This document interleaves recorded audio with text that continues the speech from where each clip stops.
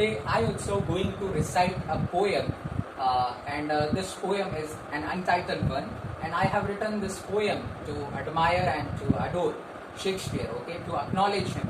So Shakespeare is my dinkum love, okay, and I adore, admire, acknowledge Shakespeare a lot, okay. He is my mentor, I would say, and this poem reflects the ideas, for example, acknowledgement about his works, okay, then my affections towards Shakespeare, okay, how much I admire, adore him, okay, then yeah, there are various ideas, okay, and yes, of course, Shakespeare is one of the greatest writer in English literature. The way he has contributed in English literature is really eminent, okay. He is a paragon, I would say, in English literature, okay. And Shakespeare is known for his dramas, okay. He is a greatest playwright, okay. There were so many writers who have acknowledged him, for example, Dryden, Dr. Samuel Johnson, then Milton, okay, and Wordsworth, then John Keats, okay, with negative capability, then Matthew Arnold in the Touchstone method and in the study of poetry. And Matthew Arnold has also written a sonnet on Shakespeare, which is an example of Petrarchan sonnet, okay. But still, he has described Shakespeare as greatest writer and compared him with a huge mountain. Okay, there is another sonnet by Milton, and in that he describes Shakespeare as a dear son of memory. Okay, so yes, and Dr. Johnson also acknowledges Shakespeare. Then John Keats was really great admirer of Shakespeare. Then of course, one of the greatest admirer of Shakespeare in modern age was T.S. Eliot, and there are various references of Shakespeare in his poetry.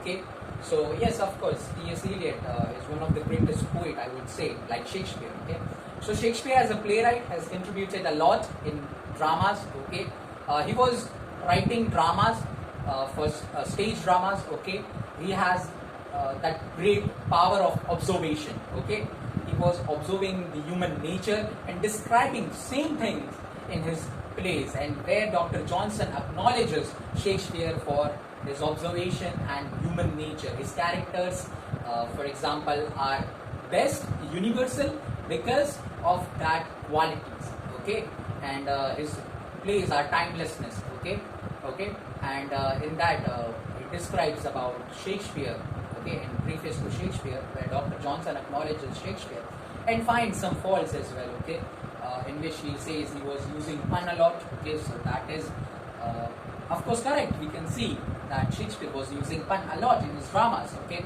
Sometimes he was stretching the plot, and he given the example of Hamlet, okay, where he has stretched out that plot, okay. But when we look out the character of Hamlet and that play, okay, so that play is the longest play by Shakespeare, okay, Hamlet, and the shortest one is the Comedy of Errors, okay. So yes, he has philosophical madness, I would say. Hamlet has philosophical madness, and the way Hamlet have that philosophical madness, and it is beautifully portrayed, I would say, by Shakespeare, and where S.T. Coleridge also admired Shakespeare about his portrayal of Hamlet. But on the other side, T.S. Eliot also criticized Shakespeare for the character of Hamlet and for the play Hamlet, and he says that whatever was going inside the mind of Shakespeare, okay, how he wanted to portray the character of Hamlet, it was not up to that perfection, okay. He also described that it is an artistic failure. When we look out the character of Hamlet, okay, he also talks about objective correlative concept, okay, objective correlative, where object is used for describing particular emotions, okay. And when you put Hamlet in situation of Othello and Othello in situation of Hamlet, you will get two comedies instead of two great tragedies. So yes, of course, that was about his plays, and there are various other plays, for example, Othello, King Lear, okay, Cymbeline, Coriolanus, Tempest, Romeo and Juliet, okay, then the Comedy of Errors, As You Like It, All Well That Ends Well, okay. Then there are various other plays, Merchant of Venice, and then Shakespeare is also known for his tragic comedies, okay.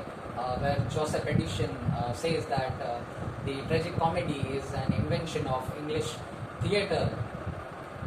So Shakespeare is also known for his innovation of tragic comedy, okay, where Dr. Johnson says it is it is mingled drama, okay, and where Dryden, in Essay of Dramatic Poesy, it describes that it is kind of an invention which has glorified in English literature, okay. So of course, in that essay, okay, Dryden describes that it was a really good invention. Then of course, Shakespeare was following the unity of action very well. Dr. Johnson says sometimes he lacks to use the unity of time and time and place, but the unity of action is alone sufficient. And where Dryden also somehow agrees that unity of action should be followed, okay, and those unities, time and place, okay, those are necessary. Aristotle says as well, but yes, quite avoidable as well, okay. And when we consider Shakespeare as a poet, he is really eminent, okay. For playwright, he was a great poet, I would say, and he has written sonnets, 154 sonnets, 37 plays and 154 sonnets. So Shakespeare has written 154 sonnets and 2 long narrative poems as well. Those are Venus and Adonis and Rape of Lucrece. Okay, there is one more poem which is really important, that is the Phoenix and the Turtle. Okay, so 154 sonnets. Okay, and that collection was published in 1609 by Thomas Thorpe. Okay, and of course Shakespeare never wanted to publish those sonnets. Okay, so you can ask a question why Shakespeare has never given the titles for the sonnets. Okay, so what I interpret, okay, so first thing, either is contemporaries. Okay, when you look out Emeraude, Astrophel and Stella, there is no titles. Okay, and Shakespeare, same, there is no title for a particular sonnet or for that collection as well. So the thing is that they didn't give in the title, but of course when it was getting published, we need a title for a poem. Okay, so those first lines with the titles. And another reason might be that he never wanted to publish those sonnets. Okay, he was just writing for his hobbies and for his interest. Okay, so he was writing those sonnets and never wanted to publish those sonnets, but Thomas Thorpe published those sonnets in 1609. Okay, and sonnets like 135, 130, then 131, then sonnet 18, shall I compare to summer's day, shall I compare thee to summer's day.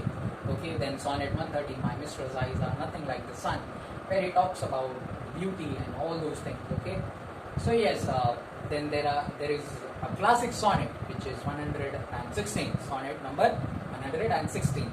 That is a really good sonnet, or I would say classic one in all those sonnets. Okay, where he describes about marriage and true love. Okay, where he says it is like, oh, ever fixed mark.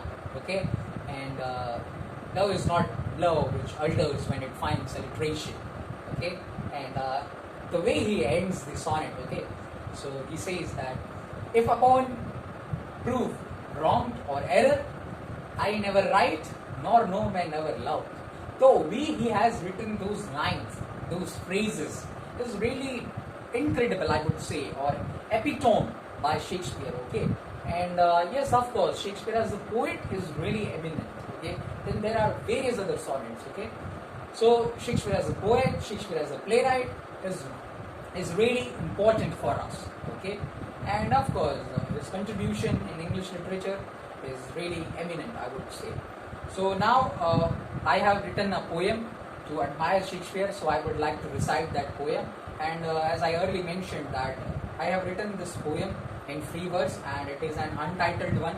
I have not given the title yet, but there are various metaphors, there are various symbols, okay, and of course there are various references as well.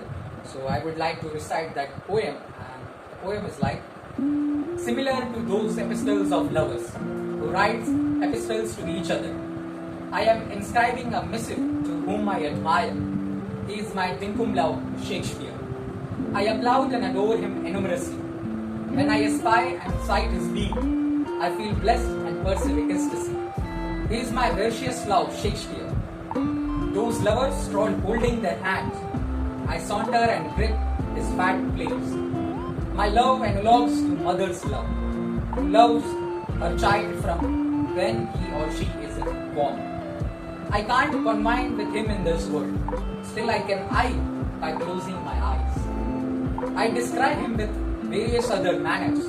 I feel he is always accompanying me. I don't know preciously his address. How can I post this expression of my love? But I know a habitation where I assure he is there. It is my heart and feelings where he resides. So that was a poem by me in which I have admired, adored, acknowledged William Shakespeare, and I would say he is my Dinkum love. Thou are the stars of poets, I would say. So thank you once again. Thank you.